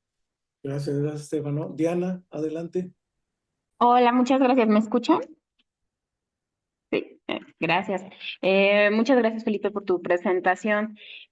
Me parece que el tema que tú describes es todavía más profundo, como ya lo comentaron, ¿no? Que abarca todo el sistema educativo. De hecho, y creo que hay un desinterés generalizado por entender cualquier proceso social, no solo la educación intercultural a través de la historia. Y esto creo que hay como tres niveles en los que podemos atender o tratar, ¿no? De inmiscuir nosotros como académicos. Primero en las autoridades, ¿no? Después en docentes y después en alumnos. En el sentido de, a ver, ¿qué está pasando que no está siendo significativa la educación intercultural vista desde la historia, ¿no? La historia de la educación intercultural para autoridades, ¿por qué no está siendo vista así para docentes? Y cómo hacerlo significativo tanto para autoridades, docentes y alumnos, porque entiendo que en el momento en el que estamos dando educación a adultos, si algo no les parece significativo, pues simplemente el cerebro lo desecha, ¿no? No es importante. Y justo también recordaba las entrevistas que en su momento yo realicé a distintos estudiantes de universidades interculturales y pues me decían, es que a mí no me sirve de nada conocer esa parte o la parte de lengua y cultura, ¿no? Entonces, ¿cómo hacemos? Y creo que a lo mejor ahí es donde tenemos que meter como todo nuestro peso, ¿cómo hacer significativo eso para los estudiantes de hoy en día, ¿no? Para las autoridades también, para que los programas pues le incluyan y también para los docentes, ¿no? Porque de repente también algunos docentes y propios estudiantes me decían, no, bueno, es que yo tengo docentes que estudiaron medicina en una universidad convencional y que no le den importancia a la parte de la medicina intercultural, ¿no? Entonces, ¿qué es lo que pasa ahí? O sea, hay como hay un choque, ¿no? Es que por un lado me dicen que sí, por el otro lado me dicen que no sirve. Entonces, ¿por dónde me voy? ¿No? Entonces, hay que alinear, creo que es bien importante el saber, bueno, qué estamos haciendo en todo el sistema educativo, porque al final la educación por constitución, por normativa, tendría que ser intercultural, ¿no? Sin embargo, pues vemos que no es un hecho, ¿no? Entonces, creo que podemos debatir, no sé si tú tengas alguna propuesta justo para hacer significativo esto, tanto para autoridades, docentes y alumnos. Gracias. Sí, muchas gracias, sin duda alguna. Y sí, es algo que me he preguntado muchas veces, lo vemos y sí, también en las universidades interculturales y en las mismas, en otras universidades que empiezan a aplicar enfoques interculturales. Y sí, esto es una constante, ¿no? Los estudiantes piensan, y además porque tiene que ver con una historia de la misma enseñanza de la historia. Ahí hay un gran problema, ¿sí? Porque mucha la idea es que nunca la historia tuve un buen maestro, dicen los alumnos, siempre fue aburrida, siempre fue memorizar. Las propuestas van, creo, al menos yo lo he pensado y lo he hecho o intentado hacerlo en los cursos que he trabajado, vincularlo a esta idea del pensar histórico, al pensar, el pensarlo, así como a veces nos dicen, pensemos matemáticamente, pensemos también, pensemos históricamente, pensémoslo. De esa forma creo que lo podemos hacer significativo. Sí, el cómo, sí, es un problema y creo que el primer punto será discutirlo, pero sobre todo que lo discutamos muchos, eso me parece importante porque a veces no se encuentra mucho con gente que esté interesada en discutirlo y es ahí donde perdemos mucha fuerza, porque nos gana precisamente esta versión que creo que yo también decía el doctor Estefano, ¿no? Que que de pronto las mismas universidades interculturales empiezan a convertirse más en cuestiones técnicas, ¿no? Digo, no estamos contra eso, pero esta parte humana, esta parte de la discusión, el pensamiento crítico, también tiene que ganar terreno y no lo podemos hacer solos, que tenemos que buscar alianzas en las universidades, en los posgrados. Creo yo también que además en la educación básica, y ya que, por ejemplo, la nueva escuela mexicana sí lo propone, agarrémonos de eso, pero por lo mismo mi propuesta también es que sí formemos bien a quienes están estudiando en las universidades interculturales y entonces a veces sí tendremos que meterle la discusión, retomar algunos o proponer algunas asignaturas que sí miren hacia la historia, por ejemplo, regional, a las historias locales. Por ahí me parece que si hacemos críticas a esta historia de bronce, a esta historia memorística, podemos ganar terreno ahí. En mi experiencia, creo que al menos los estudiantes que tuve en la Intercultural de Puebla y en Tabasco se aventuraron a pensarse ellos en historia y a ver qué ahí estaba y que podía incluso también llegar a ser posible propuestas de proyectos que les funcionaran hasta económicamente, porque como efectivamente decía el doctor Estefano, es legítimo, ¿no? Museos comunitarios, trabajo en plataformas digitales ahora, etcétera, también lo tienen que hacer. Me tocó vivirlo en la pandemia y traté de verle el lado de que exploraran los mismos estudiantes hacia plataformas virtuales con todas las problemáticas y complejidades, ¿no? Pero sí, sin duda alguna, creo que sumemos esfuerzos, eso será importante. Gracias, Diana, por tus comentarios. Saludos. Muy bien. No tenemos más participaciones, Hola, colegas. buenas tardes. Sí, adelante. Felipe, sí es Felipe. Felipe, se me hace que has tocado un punto, como ya lo han mencionado, un punto muy relevante, que es un problema no solo desde la universidad intercultural, ¿no? Y lo acabas de repetir, el sistema educativo nacional. Y con ello es importante también pensar en que nos estamos refiriendo a esta conciencia histórica, ¿no? El pensar histórico que mencionas. No a esta historia como una asignatura para abordar una serie de contenidos de periodo, de una periodicidad, digamos, ¿no? Que de alguna manera es el punto de partida para generar ese pensar crítico que menciona.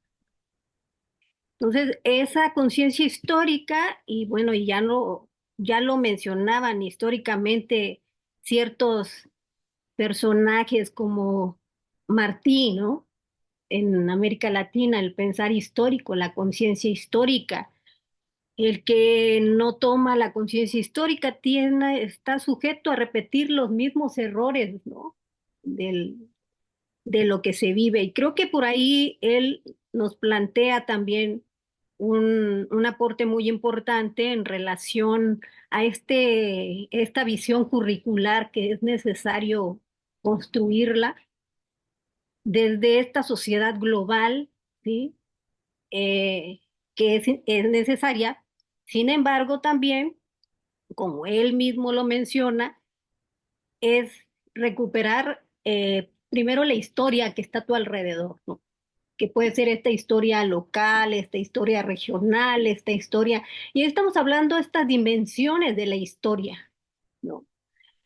Y con ella estas dimensiones de la historia que también él proponía, esta parte de, bueno, lleguemos hasta los griegos, hay que conocer la historia general, ¿no? La historia universal. Un poco en esta parte de la conciencia histórica, ¿no? Recuperar primero en el contexto en donde nosotros nos encontramos o vivimos de acuerdo a cada dimensión, ¿no? Y con ello estamos hablando así como una estructura de cebolla, que comienza con algo en medio, pero va circulando, ¿no? Si nosotros partimos la cebolla a la mitad, vemos círculo, varios gajos que giran de forma circular. Entonces creo que por ahí está por un lado, esta mirada desde esta tendencia histórica para tomar conciencia histórica y sin lugar a duda lo que tú marcas es muy relevante porque el plan curricular es fundamental para la formación en general, porque no se forman solo los estudiantes, sino también los profesores nos formamos dentro de ese plan curricular, ¿no? Para nosotros poder ejercer precisamente cualquiera de las asignaturas o unidades, como les llamen, cada plan de estudios, efectivamente tenemos que formarnos, ¿no?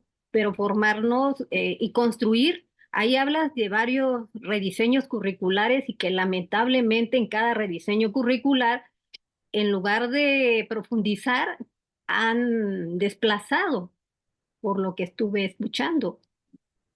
Y es lamentable porque, pues también está la otra parte, digamos que es acosadora, ¿no? El condicionamiento también que está alrededor, que hace que desvíen, ¿no? El condicionamiento y por ahí podríamos meter, por ejemplo, un condicionamiento que son de alguna manera las tecnologías, ¿no? Y todo lo que implica la tecnología. Con eso no estoy diciendo que la tecnología sea negativa. Simplemente que hay ámbitos que condicionan, ¿sí? Un desvío de priorización de significado, de conocimientos sobre una tendencia que no va hacia la historia. Estamos, estamos a diario recibiendo contenidos que desvían este interés por una historia local o regional. Y sobre todo las tendencias que se asoman, que son novedosas, los métodos de enseñanza que tienen mucho que ver con tendencias que muchas veces vienen propuesta, por ejemplo, de Estados Unidos como se existen, ¿no? Y que llevan más bien a la instrumentalización o a la aplicación de las habilidades técnicas. Entonces, creo que son varios hilos importantes que se tienen que analizar y que tú tocas una problemática bastante interesante en relación a la historia desde las universidades interculturales y que un punto importante de esa historia es precisamente esa historia del indigenismo. Ese es un contenido que implica no solo temas, sino la conciencia que implicó estos procesos, ¿no? históricos. Entonces, hay mucho que hacer porque como bien se mencionaba ya, la conciencia de los profesores también es fundamental, ¿no? Que somos los que de repente estamos, o no de repente estamos ahí a diario frente al grupo y creo que la historia es clave en este proceso de el plan de estudio que refleja precisamente el, el ideal de ser humano, de ciudadano que se necesita en un país. Entonces, hay muchos hilos dónde analizar. Tú tienes bien claro estos contenidos desde la historia de la Universidad Intercultural, pero creo que sí, no es solo la Universidad Intercultural.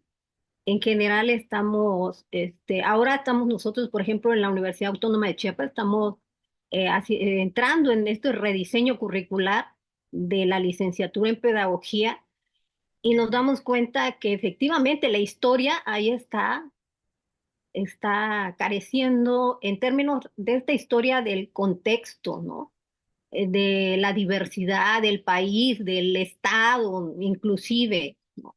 Entonces, y esto lo retomo porque también algo muy importante que mencionas es que los pedagogos tienen que vincularse con estas ramas de la antropología, de la lingüística o de la sociolingüística. O sea, vivimos en un estado, por ejemplo, en el caso de Chiapas, donde pues está a flor de, ¿no? De la luz del día toda la diversidad existente. Entonces, creo que hay varios puntos que es importante relacionarlos y analizarlos, pero que tú abriste un tejido bastante amplio y muy interesante en relación a la historia, que efectivamente es una necesidad, ¿no?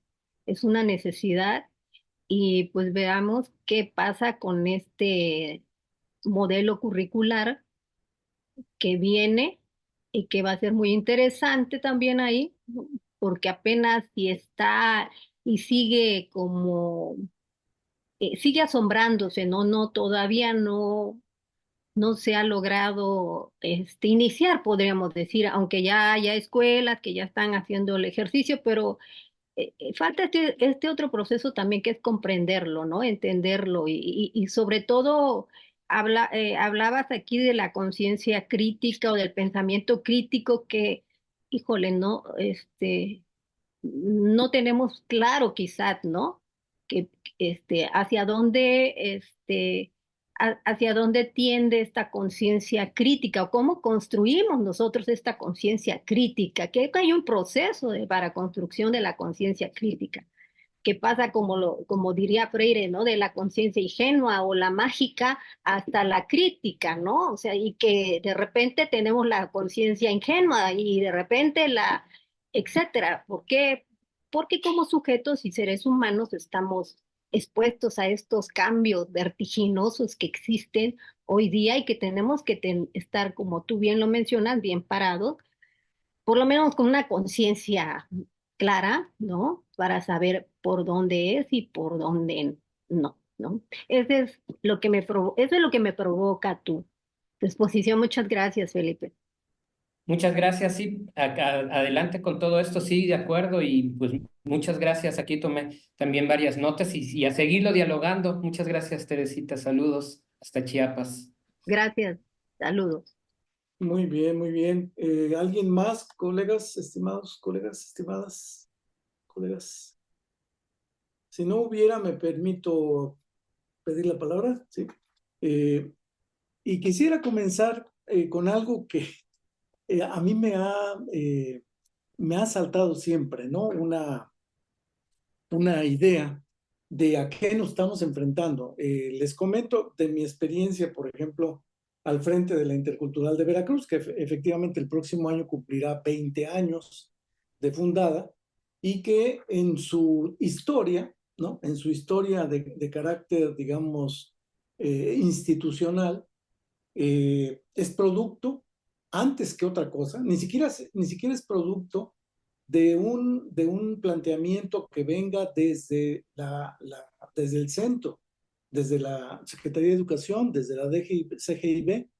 Es una institución que surge dentro de una universidad convencional, primeramente, ¿no? Es decir, como una dirección general dentro de una universidad convencional, que es la Universidad de Veracruz, ¿no? En primero. En segundo lugar, el segundo punto, no en segundo lugar, en un segundo elemento que es muy importante tomar en cuenta, es que esta historia nos plasma justamente las relaciones de carácter político regional entre el Estado, digamos, entre el Estado, el gobierno del Estado, el Estado como institución, digamos, federal y los poderes locales, ¿no? Es decir, la fundación de las sedes de esta Universidad Intercultural es resultado de la negociación política, ¿no? Donde muchas veces, y buena parte yo diría, por lo menos de lo que yo tuve a bien averiguar y registrar, no interviene un movimiento indígena o un movimiento social, digamos, de carácter local, que demande, ¿no? Sino que es una negociación política con los caciques regionales, ¿sí? Que ponen en duda cualquier orientación desde la idea de las regiones de refugio. No. O sea, eso no entró. Incluso no participaron digamos, los actores de esa política indigenista que ya venía menguando, muy menguada. En el caso de Veracruz, por ejemplo, que es de los pioneros, ¿no? de la creación de los centros coordinadores indigenistas, uno de los más antiguos en Papantla, es decir, exactamente en Tajín, allí muy cerca de las ruinas, y que terminan instalándose estas sedes en lugares, algunos de ellos, que ni siquiera permitían una comunicación adecuada, no solamente de carácter de transporte, sino comunicación. Por ejemplo, fue una hazaña durante aproximadamente 7 años, 8 años, el conectar las sedes a través de un sistema de videoconferencias, ¿no?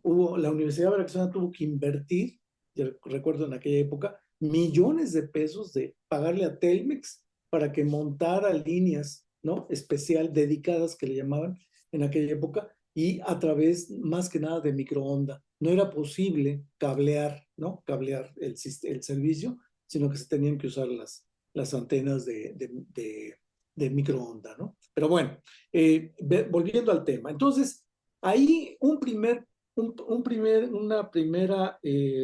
digamos, un primer cuestionamiento que a mí me parece que es importante, es que, ¿de qué historia estaríamos hablando?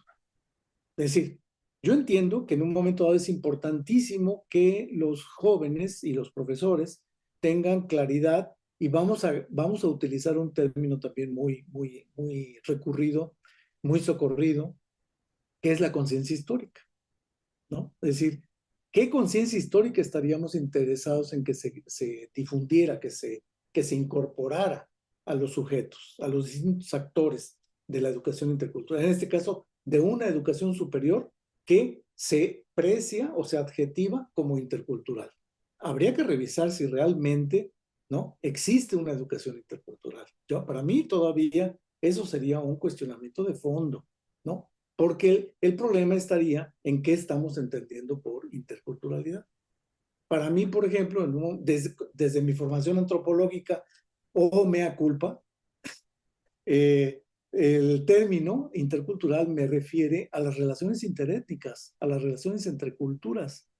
Y estas relaciones están mediadas hoy por hoy y siglos atrás por relaciones de poder, por estructuras de poder que están constantemente en movimiento, son dinámicas, extremadamente, digamos, volátiles, móviles, pero al mismo tiempo con un trayecto, con un transecto histórico enorme, ¿no? Entonces, bueno, a pesar de que eso sería un primer escollo, el término, me parece que también como utopía, ¿no?, se ha construido una idea, una imagen de lo intercultural o de la educación superior intercultural, como si fuera una educación diseñada. Por ejemplo, la Biblia de las interculturales, que es el libro de Casillas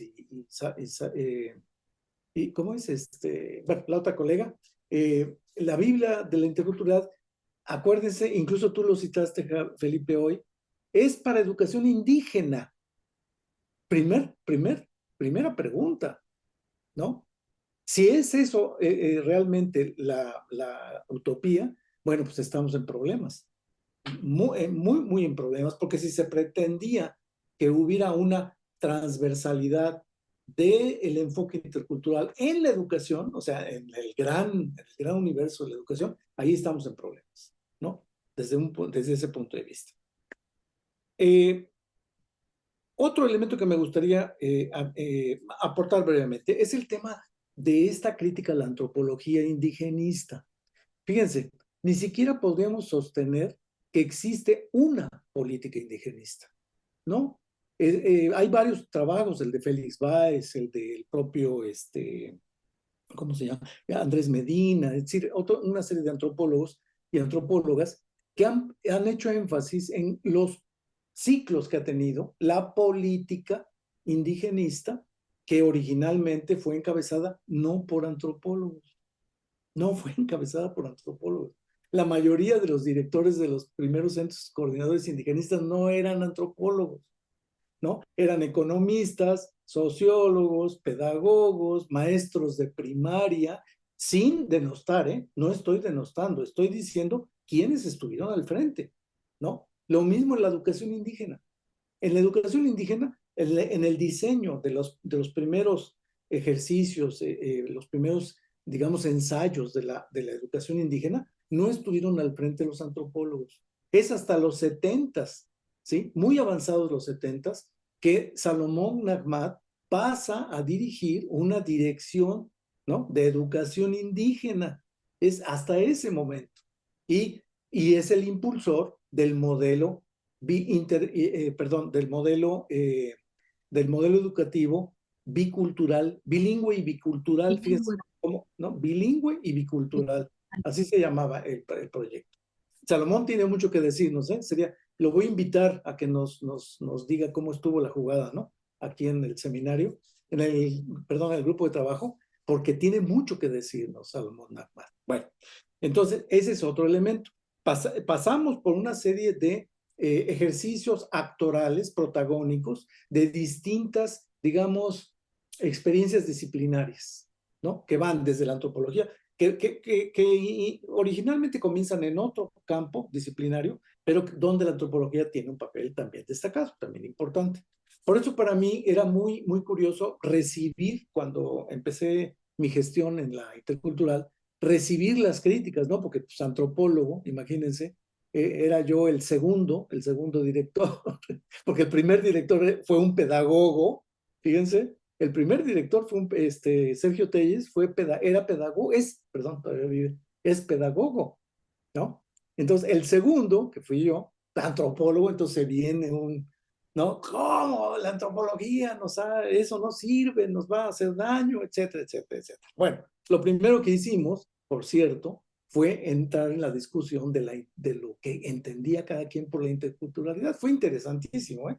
Cada quien tenía una idea, algunas veces vaga, otras veces muy confusa, y en otras completamente encontrada con el discurso oficial, inclusive, ¿no? Entonces, eso era el océano, ¿no? No el océano, perdón, la pléyade, ¿no? La pléyade de posturas, de identificación, de identidades en torno a cuál era el papel y a partir de qué, ¿no? Cuál era el sustrato de lo que se iba a impulsar, ¿no? Como educación intercultural indígena, educación intercultural. En la polémica, por ejemplo, estoy terminando ya, surgió el tema de por qué carambas la única opción, el único plan, el único programa formativo de la universidad en ese momento de la intercultural se llamaba, hasta ahora existe, pero ya no es la única opción, era licenciatura en gestión, fíjense nada más, en gestión intercultural del desarrollo. O sea, tú decías, no, me rindo, o sea, ahí todo está encontrado, todo está en conflicto permanente, ¿no? Terrible, terrible, porque efectivamente, cuando hablábamos de gestión, la gente decía, no, pero ¿cómo? Es que nosotros no sabemos promocionar, ¿no? No sabemos difundir, ¿no? Intercultural, tiene que ser indígena. Una buena parte de la gente decía, no, es que tiene que ser una educación indígena porque el movimiento zapatista planteó. Ok, bueno, seguimos. Y luego el desarrollo. ¿Qué desarrollo vamos a impulsar? ¿Desde dónde? ¿A partir de qué? ¿Con qué?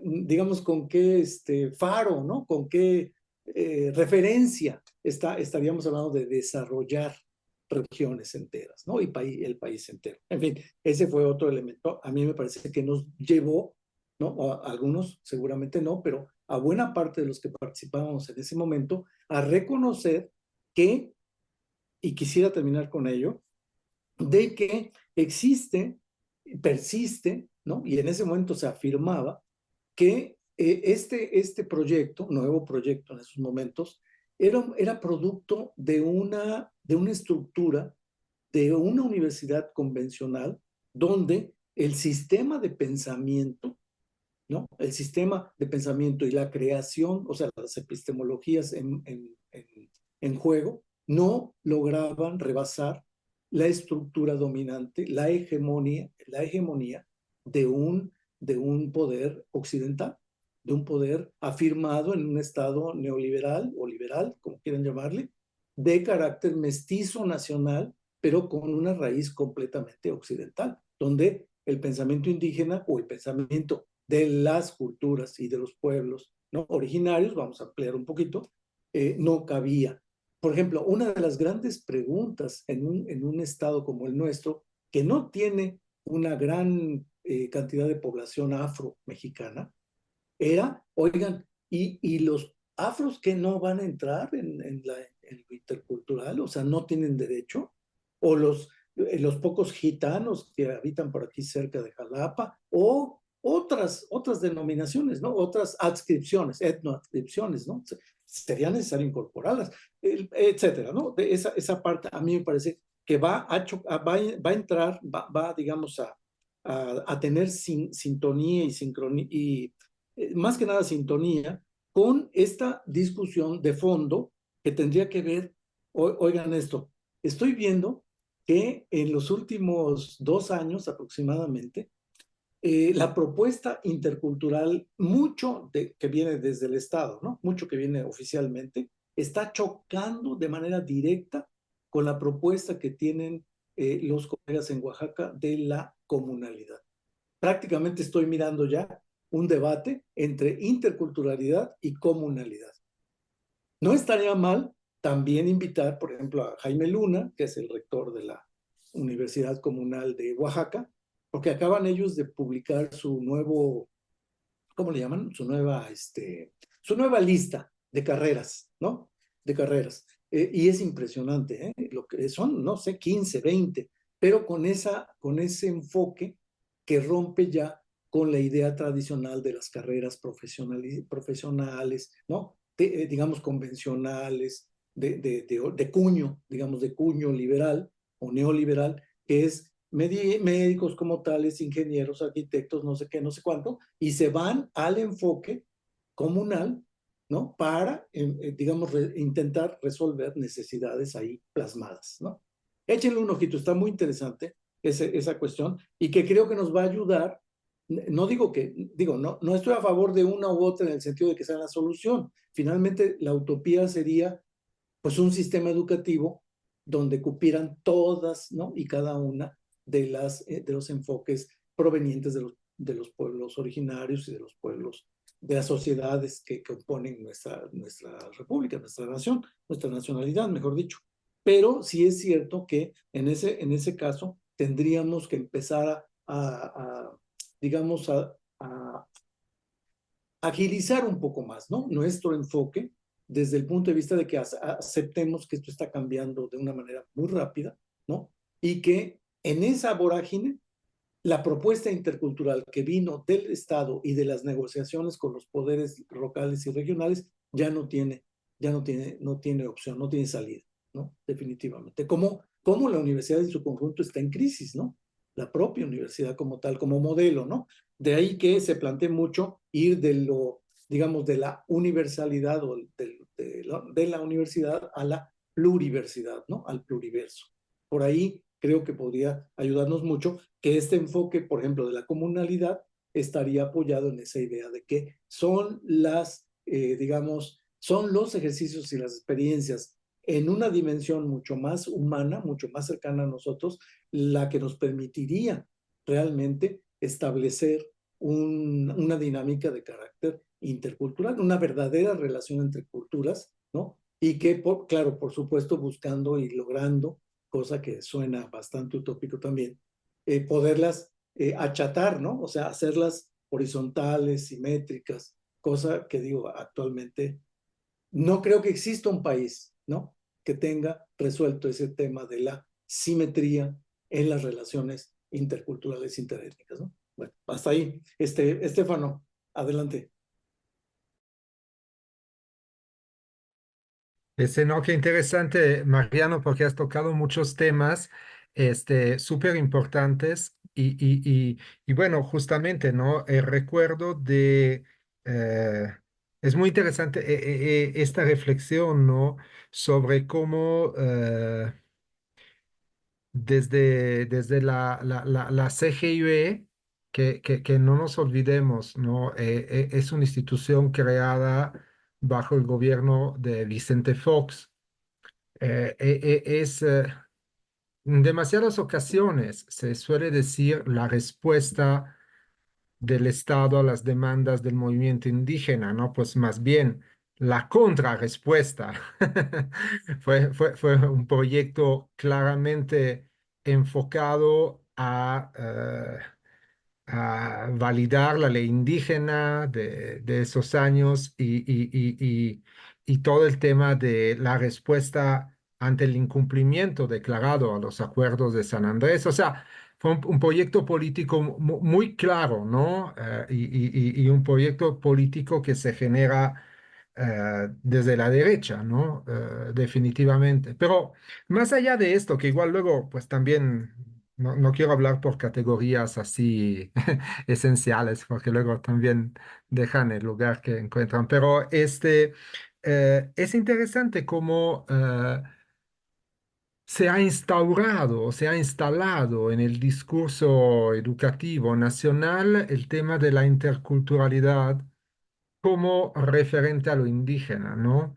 En su momento, Silvia Schmelkes, en este famoso artículo y en este famoso planteamiento inicial, cae y de alguna manera, no sé bien por qué, se lo tengo que preguntar un día, habla de la interculturalidad para todos.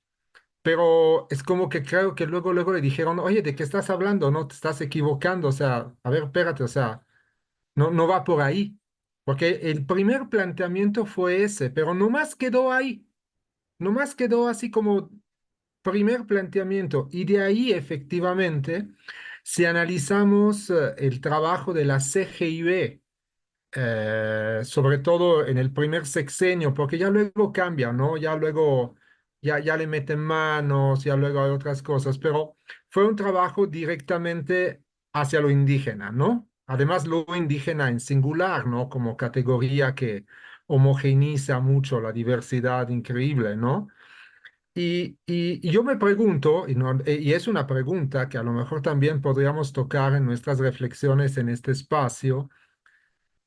¿Qué va a pasar ahora, no? Cuando desde la propuesta de la nueva escuela mexicana, de nuevo, hay un inicio, un discurso sobre interculturalidad, se le pone crítica, se le pone decolonial, se le ponen adjetivos, así que la verdad, sin querer demeritar de repente parece así como muy un pegote, ¿no? O sea, de repente parece como que alguien dijo, bueno, a ver, espérate, ¿no? Pongámosles que también es crítica y pongámosles que también es de colonial, ¿no?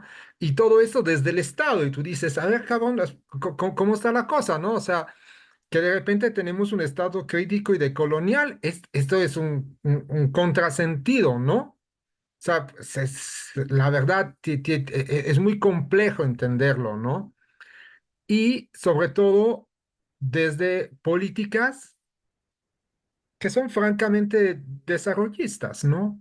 Es muy difícil pensar que desde el gobierno de la Cuarta Transformación se esté tratando de implementar un proyecto que no implique una apuesta importante al desarrollo. Lo estamos viendo, los megaproyectos, y yo lo entiendo, la lógica del Estado lo entiendo, pero no entiendo el discurso educativo de un Estado que dice que está... es muy contradictorio todo esto, ¿no? Entonces, me temo que de nuevo el discurso intercultural esté de nuevo asociado a lo indígena, ¿no? Y cuando desde hace mucho tiempo sabemos y nos hemos dado cuenta que más bien quienes necesitan más desarrollar una aproximación intercultural al conocimiento, a la vida, etcétera, pues somos quienes no hemos padecido del racismo, de la discriminación y que más bien pues nos hemos considerado como pues los normales, ¿no? Cuando, entonces sí, hay mucho que hablar al respecto, ¿no? Y por eso nos sorprende, y con esto termino, Mariano, colegas, con esto termino, nos sorprende que algunas de las propuestas más serias en este tema ya no hablen de interculturalidad, sino hablen de comunalidad. Tienes toda la razón.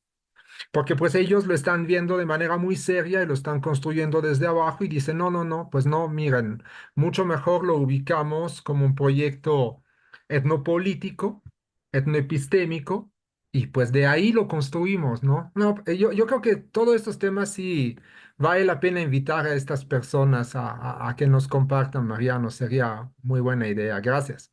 Sí, sí, en efecto, Estefano y todos los colegas, quiero comentar, les adelanto, no veo ahorita peticiones a la palabra, pero adelanto, aprovecho para adelantarles. Mañana, no, perdón, mañana no, el 5 de agosto vamos a tener una reunión con la directiva de la nueva directiva de la ALA, de la Asociación Latinoamericana de Antropología, donde pertenece nuestro YT, nuestro GT. Y me parece, si ustedes están de acuerdo, porque hay un punto donde nos solicitan propuestas, ¿no? De funcionamiento, de dinámicas, de acciones, de trabajos que podamos hacer desde los grupos de trabajo. Y a mí me parece que sería interesantísimo que pudiéramos ir orientando nuestras siguientes, ¿no? En el calendario, que tendrá que ser para el próximo año prácticamente, pero que pudiéramos incorporar, además de las reuniones que tenemos ya calendarizadas, que ya las tienen ustedes en el calendario, pudiéramos agregar por ahí una o dos conferencias donde podría estar Salomón, podría estar Jaime Luna, podrían estar uno o dos colegas más que pudieran enfocarse a este tema, ¿no? Es decir, ¿qué hacer, no? ¿Qué hacer ante lo que ya Felipe expuso, una erosión tremenda de algunos aspectos, de algunos contenidos en la formación, ¿no? En los programas formativos, ¿no? Y que esto, si les parece bien, pudiera ser el tema, digamos, el tema madre, que pudiera obviamente repartir un montón de subtemas más, y lo pudiéramos concretar en nuestro siguiente cuaderno de trabajo, ¿no? Quizás sería interesante, además tendríamos como un incentivo, ¿no? Es decir, nos vamos a reunir para también entrarle al toro, y como todo esto afortunadamente lo vamos a tener grabado, entonces podemos recurrir a las grabaciones de las reuniones y poder tomar nuestras notas más a fondo y vertirlas en las nuevas sesiones, las nuevas discusiones, ¿no? Entonces, si les parece bien, pudiéramos ir pensando en ello, ¿no? Nos van a pedir un plan de trabajo para 2025, de hecho es lo que están anunciando. Entonces, pudiéramos, con Alexandre, podríamos diseñarlo y obviamente se los pasamos a ustedes previamente a raíz de que el 5 de agosto pudiéramos apenas, ¿no? Apenas lanzar así como las líneas generales, ¿no? De dónde vamos a enfocarnos, ¿no? Para el próximo año. Entonces, si les parece bien, podríamos hacerlo. ¿Alguna otra intervención? Perdón, ya no veo aquí. No, creo que no. Uy, Sí, adelante, Teresita. ahí es que se pone muy bueno estas discusiones y de veras que son varios ángulos. Por ejemplo, lo que tú planteaste, Mariano, híjole, pues prácticamente desarmaste ahí todo la universidad intercultural en relación a las propuestas de cambio, ¿no? Porque está, podríamos decir, está condicionada, ¿no? A esa estructura, a ese origen, ¿no? Y que difícilmente podríamos decir se puede desmantelar, ¿no? Sin embargo, hay que hacerlo. Y que es la otra parte, que es la apuesta de Felipe, y que no de Felipe, sino está esta parte, independientemente de esa estructura, de ese condicionamiento, de este poder del Estado, ¿no? Y que todavía existe, ¿no? Sobre todo en la universidad intercultural, por el cómo nace, ¿no?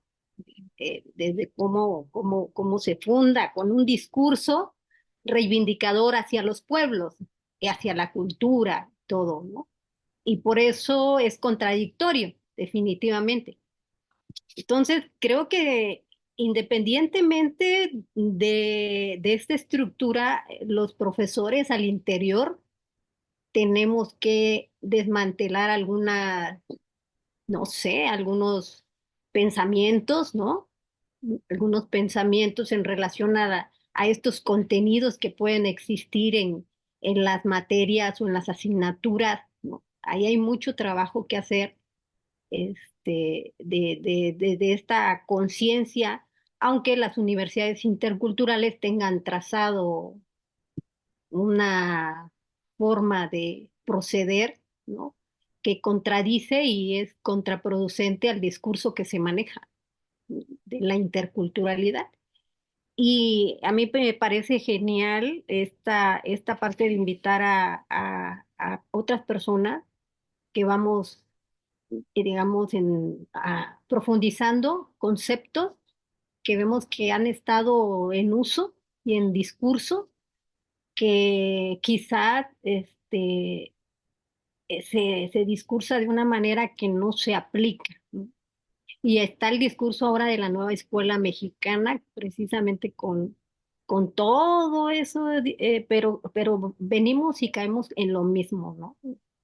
¿Qué tanto eso corresponde en la realidad a los hechos frente a un magisterio que lleva muchos años con un sistema educativo con una estructura pues tradicionalista en cómo se trabaja, en cómo se organizan los tiempos, en cómo se estructuran los contenidos, que al final, aunque se discurse de una manera reivindicadora o con una conciencia crítica, al final en los hechos, quizá en los hechos desde el sistema educativo nacional. Cada profesor en su aula, en su comunidad, hace el trabajo que considera es el que tiene que hacerlo, ¿no? Pero como estructura en el sistema educativo nacional, tiene una plataforma condicionado a ciertas características de los sujetos no pensantes, tal vez, ¿no? Y se me hace interesante poder compartir y nutrirnos también en estas discusiones que nos van constituyendo cada vez más con estos elementos, estos conceptos que de alguna manera si los queremos manejar para representarnos, ¿no? Sepamos por dónde estamos pensando, ¿no? Por qué tendencia, porque el concepto de interculturalidad se discursa mucho. Realmente tendremos todas las mismas percepciones de lo intercultural y creo que sería un punto bien interesante, ¿no? Bien interesante compartir. Y las aportaciones de los invitados pues serían muy, muy buenas. Eso. Gracias. Sí, Teresita, muchas gracias. Sí, definitivamente, ¿no? Nos va a permitir, pues, digamos, enriquecer, de hecho, en sí misma, la dinámica que hemos tenido a lo largo de estos 2 años. Ha sido intensa, ha sido muy rica. Digamos, si ustedes repasan en el receptorio, ¿no? El que tenemos de todas las grabaciones y de los materiales, pues es muy, muy rica. O sea, nos da para mucho, ¿no? Mucho trabajo todavía. Así es que, pues no sé, Felipe, quisieras cerrar un poco, ¿no? Tú que fuiste el provocador. Sí, gracias, Mariano. No, pues muchas gracias por todos los comentarios, observaciones y a seguirlo, ¿no? Ya lo platicamos en otras ocasiones, ya lo habíamos comentado también, ¿no, Mariano? De verlo en el cuaderno de trabajo como una posibilidad y creo que adelante, hay mucho por escribir y pues qué mejor que este espacio nos vaya llevando a eso, ¿no? A que podamos tener, por un lado, un nuevo cuaderno de trabajo, ir pensando también incluso en otros eventos que vengan y creo que también en el próximo del Lalas, que no sé si ya empezarán a compartir dónde será el próximo y que podíamos llevar también como propuesta, ¿no? Entonces, pues muchas gracias a todos por sus comentarios y pues muy feliz de estar por aquí. Gracias. Gracias a ti, Felipe. Y estimados colegas, pues ya incluso llegamos al término de las horas que tenemos marcadas para las sesiones. Muy agradecido de estar presentes. Fuimos un buen público en esta ocasión, un buen número de participantes. Tenemos incluso nuevos colegas por ahí conectados y otros que nos habían abandonado un poco, pero ahora ya están de nuevo por aquí, como Lorena Paul Balam de Yucatán, y que pues les invitamos a estar más pendientes, ¿no? A estar más presentes, ¿no? En nuestras reuniones, que son mensuales, y invitarlos, ¿no? A la próxima sesión, que la tendremos en el mes de septiembre. También será el primer jueves de septiembre en este caso. Y la participación, que sería, si no me equivoco, la participación está a cargo de Eleazar, ¿no? De Eleazar, el colega Eleazar